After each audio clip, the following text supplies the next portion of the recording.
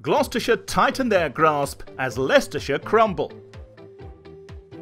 Forced to bat for 7 overs on the evening of day 1, Leicestershire had lost an early wicket and started day 2 on 11 for 1. They would be hoping that the loss of Harry Dearden wasn't a sign of things to come, and as they resumed it looked like they would manage to avoid another setback. Paul Horton and Gavin Griffiths made a good start, the night watchman allowing the opener to have most of the strike, an opportunity he made the most of. They'd almost made it to 50 unscathed when Horton fell for 27, caught behind off the bowling of Ryan Higgins. Colin Ackerman got off the mark with a defiant 4 off the next ball, but his innings wouldn't get much further than that. He was bowled by Higgins for 11 a few overs later. Mark Cosgrove suffered a similar fate, managing to add just 6 runs before he too was bowled, Craig Miles with the wicket. Neil Dexter joined the procession heading back to the dressing room. Miles had him caught behind for 2. With only 6 runs to his name, Ned Eckersley was next, another man caught behind, Payne the bowler this time.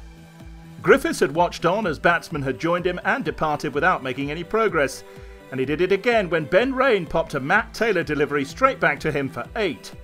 The wheels had come off and Leicestershire was still almost 100 runs short of Gloucestershire's first innings total.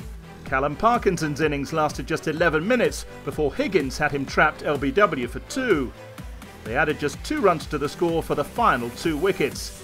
Dieter Klein could only find a leading edge, his shot looping straight to cover and seeing him depart for 1. Then the next over saw Abbas depart, LBW for a duck. Leicestershire had finished on 111, trailing the host by 91 runs, with a real task on their hands if they held any hopes of getting a result out of this game. And when Gloucestershire got their second innings underway, there was little encouragement for the away side. A testing new ball spell by Abbas and Rain was well navigated by Miles Hammond and Chris Dent. When Hammond top-edged 1 for 6, it added insult to injury. Try as they might, Leicestershire just couldn't find a breakthrough, and the boundaries began to flow. Gloucestershire's batsmen had been given instructions to bat quickly, and Hammond took that to heart, his 50 coming off just 76 balls. They reached the 100 mark without loss, and even the mercurial Abbas couldn't find a wicket. The breakthrough came in the 31st over, Neil Dexter finding the edge, Colin Ackerman making no mistake at second slip to send Hammond packing for 68. Bracey had played well for his first innings 76, but Dent was firing on all cylinders as he joined him at the crease. The opener picked up a 50 of his own in the 39th over.